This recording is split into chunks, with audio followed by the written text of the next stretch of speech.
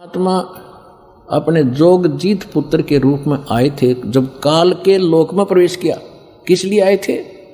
कि हमें दुखी देखा कि ये मेरे बच्चे वहाँ कितने सुखी थे, कोई दुख नहीं था, कोई मृत्यु नहीं, कोई कैंसर नहीं, कोई कोढ़ नहीं, कोई बीपी हाई ना लो होता था, ना कोई शुगर बीमारी थी, और ना इनको खाने का अभाव था, मजदूर बने फिरते। काल ने हमारे को कितना मूर्ख बना रखा है। किसी के पास थोड़ा सा पद मिल जाता है तो नीचे वालों को इतना दबा के रखता है, सब अपने कर्म फोड़ता सारा दिन, उनकी आत्मा दुखा दुखा के। चाहे कोई फैक्ट्री मालिक है, चाहे कोई IAS IPS अधिकारी है, या कोई डॉक्टर इंजीनियर जज है, ये नहीं देखते तुम कर क्या रहे हो, क्योंकि उनको ज्ञान नहीं है। किसी की आत्मा दुखावे होए होए उसका, ये परमात्मा के बच्चे हैं। आप कहते हैं जो तगड़ा व्यक्ति और निर्बल को सताता है उसकी आत्मा रोती है। आत्मा रोती है क्योंकि वो मुकाबला तो कर ही नहीं सकता किसी भी तरीके से। ताकतवर मीन जैसे कोई पद की ताकत है, पोस्ट की ताकत है, या वैसे अपने कोई घर कबीले में घने व्यक्ति हो जाए उनकी ताकत है, स्वयं बलशाली है। तो इस तरह का व्यक्ति गरीबों को सताता है, अपने से नीचे वालों को इतना तंग करता है कि जितना वो कर सकता है बिना ज्ञान के। तो यहाँ परमात्मा ने आके बताया है कि कबीर गरीब ना सताइए, जाकी मोटी हाय, और बिना श्वास की जीव से लो भस्म हो जाए।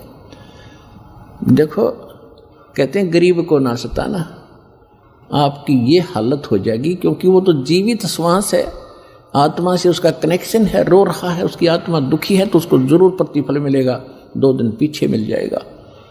उदाहरण दिया है कि जैसे पहले एक धौंकनी होती थी, पशु के चाम की बनाई जाती थी, और लोहार और सुनार लोग उसी का प्रयोग करते थे। उसमें ऐसे एक हैंडल सा लगा लेते थे, उसको पकड़ के ऐसे करते थे, आगे उसका एक छोटा सा सुराख होता था उस चमड़े में, और वहीं से वो हवा लेती थी और फिर ऐसे छोड़ते थे, तो वो हवा फूंक मारती थी अग्नि में, ऐरन में, जहाँ पर लोहे को गर्म किया जाता था, पिघलाया जाता था। तो परमात्मा कहते हैं कि वो बिना जीव की श्वास, यानी मरे हुए पशु की खाल की श्वास ने लो को भस्म कर दिया। और ये तो जीवित सांस है, आए जो आए है, कहते ये गरीब ने ना सताइए, जाकी मोटी हाय, और बिना जीव की श्वास से लो भस्म हो जाए। और तुम तो जीवित श्वास को दुखी कर रहे हो, तुम्हारा क्या हाल हो जाएगा। तो इस काल ने हमें न्यों भी पाप एक दूसरे के साथ अपने कर्म बिगाड़ने के लिए सिस्टम पूरा फिट कर रखा है कि इनकी बिरान माटी कर दूं, और फिर ये अपने वो एक दूसरे का किया कर्म यहाँ भोगते रहे और आजीवन दुख पाते रहे। और परमात्मा इसलिए आते हैं कि ये बुरा करते हैं अनजाने में।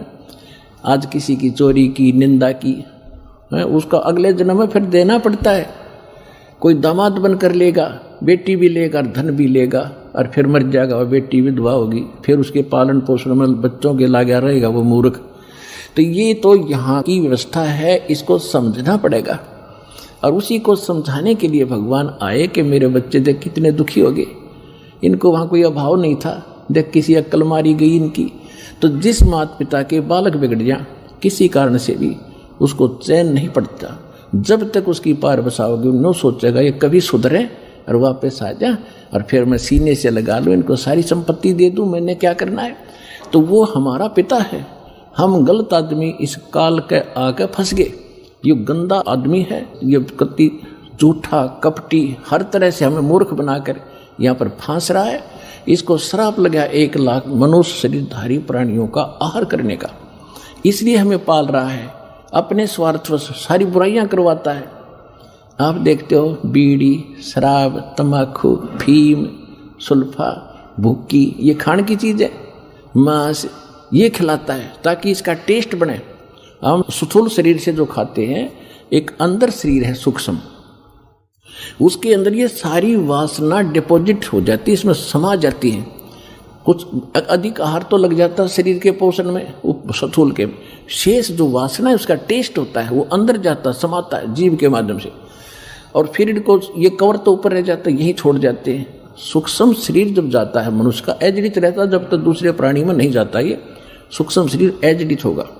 तो ये तो ऐसा है जैसे सर्प कांचली छोड़ जाता है और सर्प अलग होता है। तो हम तो उस कांचली की क्रियाक्रम में लगे रहते हैं यहाँ पर, वो न कभी गंगा ठा के ले जाएंगे, कभी कितब कर्म कराएंगे। वो सांप तो जा चुका है, वो तो है नहीं इसमें। तो उस जीव को फिर तपतशिला पर डालता है, वहाँ उनको बुरी तरह तड़फाता है।